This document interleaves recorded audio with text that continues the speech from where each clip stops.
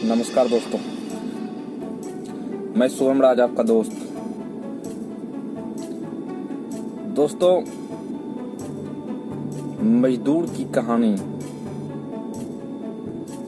एक मजदूर का क्या दर्द होता है, वो किस प्रकार मजदूरी करता है, वो अपनी किस वजह से उस पेशे में जाता है, आखिर उसकी क्या मजबूरी होती है जो कि वो मजदूरी करता है। क्या ये सरकार इस मजदूरी को समझने के लिए तैयार है? किस परेशानी से वो उस मजदूरी को करता है? अपने पेट पालने के लिए, अपने घर को चलाने के लिए वो मजदूरी करने बाहर निकलता है और उसे 2 वक्त की रोटी मिलती है। उसी मजदूरी की वजह से उसे 2 वक्त की रोटी मिलती है। और दोस्तों, उसी मजदूर के साथ जब दुर्घटना हो जाए, उसी मजदूर के साथ अत्यंत ही दर्दनाक घटना हो जाए, तो फिर क्या समझें? और वो भी घटना किसी के लापरवाही के कारण हो। आपातकाल घटना नहीं, लापरवाही घटना,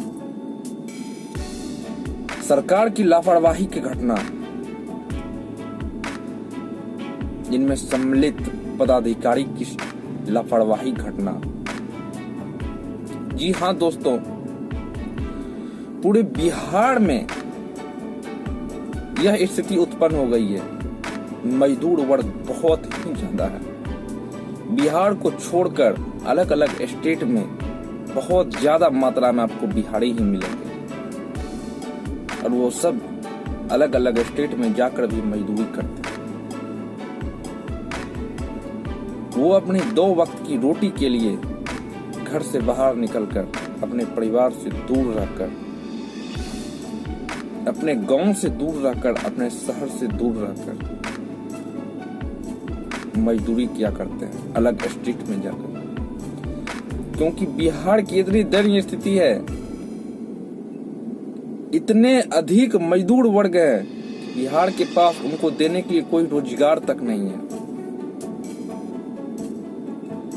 बिहार के पास कुछ भी नहीं है जहां की रोजगार वो मजदूर बिहार में ही रहकर रोजगार कर सके। लेकिन कुछ मजदूर जो बिहार में ही रोजगार करते हैं, उसके साथ अत्यंत ही दुखद घटना हो जाती है। और इस मजदूर में अक्सर बहुत ही कम उम्र के छोटे लड़के हैं। दोस्तों, एक तरह से कानूनन अपराध भी है बच्चों को मजदूरी करवाना। लेकिन मैं जहां भी देखता हूं, वहां बच्चे मजदूरी करते हुए नजर आते हैं। अगर कानूनन अपराध है तो फिर ये मजदूरी किस तरह से कर रहे हैं? जिसके हाथ में कलम होना चाहिए, उसके हाथ में कुदाल है, वो कमाने के लिए निकल गया है। आखिर उसकी क्या वजह है? उसकी क्या मजबूरी है? मजदूरों की क्या कहानी होती है? वो अपने 2 वक्त की रोटी के लिए मजदूरी करने निकलता है, और उसमें बच्चे बहुत ही ज्यादा मात्रा में बिहार के अंदर बढ़ते जा रहे हैं। दोस्तों, जो बच्चे बिहार की नहीं पूरा देश का भविष्य तय करेंगे, अगर ये बच्चे आगे बढ़ेंगे, ये बच्चे पढ़ेंगे, तो यही पूरे देश का भविष्य को तय करेंगे कि पूरा देश किस ओर जाएगा। जब वो बच्चे ही मजदूरी करने के लिए निकल जाए, तो इससे तो साफ नजर आ जाएगा कि बिहार की स्थिति क्या होने वाली है, पूरा देश की स्थिति क्या होगी। दोस्तों, बिहार में टैलेंट की कमी नहीं है। उस मजदूर से भी अगर आप पूछोगे, उस मजदूर के पास भी आप जाओगे, उसके पास भी आपको टैलेंट मिलेगा, उसके पास भी आपको टैलेंट नजर आएगा। लेकिन उसकी दास्तान को सुनने वाला कौन है? उसकी कहानी को सुनने वाला कौन है? दोस्तों, बिहार के खगड़िया डिस्ट्रिक्ट की यह घटना है। अत्यंत ही दिल दहला देने वाली घटना, अत्यंत ही दर्दनाक घटना। इस तरह का घटना घटा है मजदूरों के साथ। उसमें 6 मजदूरों की दर्दनाक मौत हो गई। इसका जिम्मेदार कौन है? क्या इसी तरह बिहार के अंदर मजदूर मरते रहेंगे? ये आज की घटना नहीं दोस्तों, इस तरह की घटना कई बार घट चुकी है। लेकिन प्रशासन की लापरवाही, अफसरों की लापरवाही, सरकार की लापरवाही हमें सब देखने को मिलती है। दोस्तों, ये बिहार के महेशखूंट चैधा बन्नी की घटना है। चांदपुर टोला, चैधा बन्नी में चांदपुर टोला आता है, वहीं की घटना है। यहाँ दोस्तों मजदूर नाला खोद रहे थे, अचानक ही दीवार गिर पड़ती है और उसके अंदर 6 मजदूर दब जाते हैं और उन सभी 6 मजदूरों की मौत हो जाती है। अत्यंत ही दर्दनाक मौत हो जाती है। और ये जो दीवार गिरा, ये स्कूल की दीवार होती है, जिसे कि कोई कॉन्ट्रैक्टर बनाया होगा, जिसे कोई ठेकेदार ने बनवाया होगा। क्या आपकी इतनी कमजोर दीवारें हैं जो कि एक छोटा सा नाला खोदने पे भी दीवार गिर जाती है और उस मजदूर की जान चली जाती है? ये मैं इसे आपातकालीन घटना नहीं समझता दोस्तों, ये लापरवाही घटना है। अगर ये कॉन्ट्रैक्टर, ठेकेदार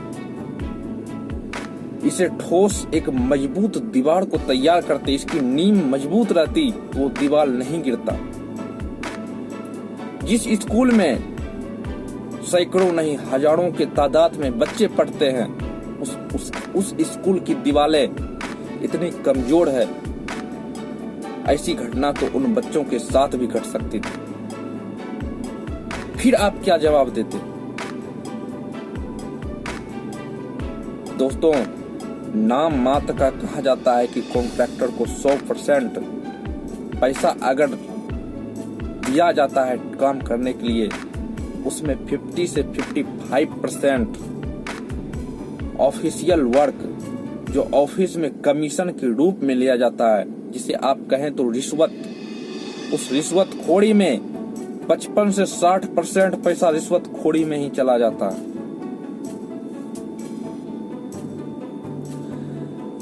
अगर इतना रिश्वत खोरी में ही पैसा चला जाता है तो आप समझ सकते हैं कितना पैसा में ये कॉन्ट्रैक्ट का काम होता होगा। यही वजह है दोस्तों, बिहार में इतना अधिक कमीशन रिश्वत खोरी के कारण है। हर तरफ सड़क टूट जाती है तो कहीं दीवार गिर जाता है, तो कहीं पुल उद्घाटन होने के जस्ट ही शिलान्यास होता है और महीनों दिन के अंदर ध्वस्त हो जाती है।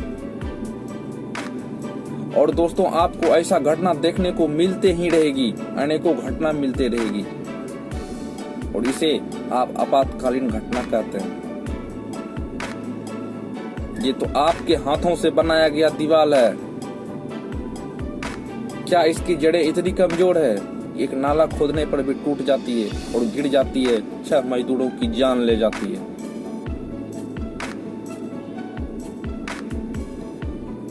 दोस्तों, इस रिश्वतखोरी को जो कि ठेकेदारों से लिया जाता है, रिश्वतखोरी, इसमें संलग्न होकर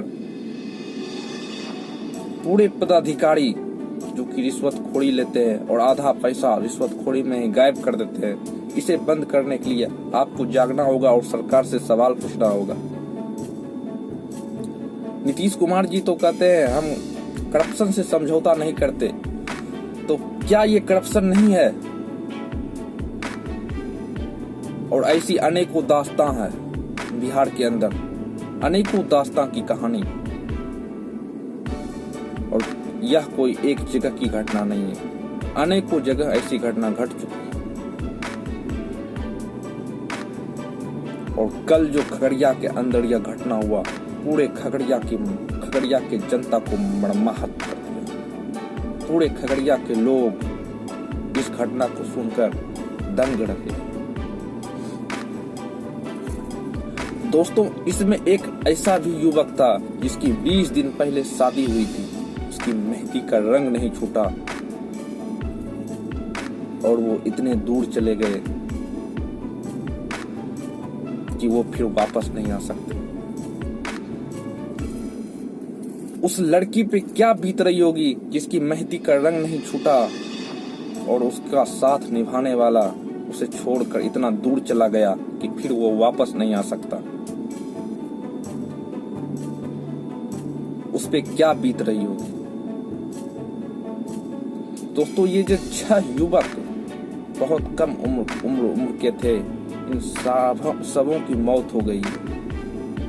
इसमें 6 लोग दबे थे और 6 का 6 मौत हो गया। इस मुद्दे पे जब स्थानीय विधायक, यह बेलदौर विधानसभा के अंतर्गत पड़ता है, जब इससे स्थानीय विधायक से पूछा गया, वो अपना चुप्पी साधते हुए इंजीनियर को दोषी करार बताया। आपका इंजीनियर इतना कमजोर काम क्यों करवाते हैं? आपका इंजीनियर इसकी जांच क्यों नहीं करते हैं? क्या ये सवाल नहीं बनता है? दोस्तों, ये सवाल आपको पूछना होगा, तभी सरकार जाग सकेगी। ऐसा घटना आगे नहीं हो, इसके लिए आपको जागना होगा, नहीं तो यह घटना हमेशा हर वक्त कभी भी मंडराते रहेगा और मजदूरों की जान इसी प्रकार जाते रहेगी। उस मजदूर की तो मजबूरी है कि वो मजदूरी करता है और यही मजदूर देश का नींव भी है। अगर मजदूर वर्ग नहीं रहेगा तो कोई भी काम नहीं हो पाएगा। लेकिन उसी मजदूर के साथ नाइंसाफी होता है। उसकी जान की किसी को कोई परवाह नहीं है। इस बात को आपको समझना होगा और सरकार से जवाब आपको मांगना होगा। मैं सरकार से दरखास्त करना चाहता हूं कि जहां तक हो सके हर संभव मदद उनके परिवार के साथ किया जाए, हर संभव मदद पहुंचाए। और मैं बिहार की पूरे जनता, खासकर खगड़िया के जनता, खगड़िया के लोगों से यह अपील करना चाहता हूं, उन्हें जहां तक हो सके उन मजदूरों के घर में आप मदद जरूर पहुंचाएं।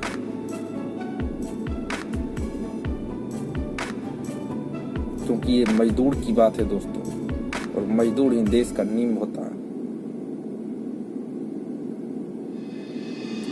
और आप अगर जिस दिन जाग गए दोस्तों, उस दिन हर काम होने लगेगा और हर काम ठोस होगा। जिस दिन ये कॉन्ट्रैक्टर का काम, ये ठेकेदारों का काम ठोस होने लगा, उस दिन ना रोड टूटेगी, ना दीवार गिरेगा, ना किसी मजदूर की जान जाएगी।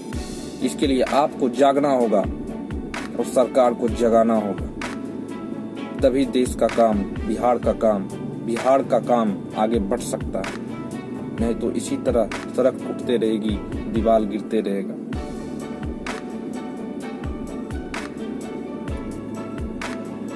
आज के लिए इतना ही दोस्तों, फिर मिलते हैं आपके साथ अगले वीडियो में। अगर आप हमारे चैनल पर नए आए हैं तो चैनल को सब्सक्राइब कर दीजिएगा, साथ में बेल आइकन को भी जरूर दबा दीजिएगा, ताकि सरकार को जगाने में हम सब मिलकर एक साथ सरकार को जगाने का हर संभव प्रयास करें।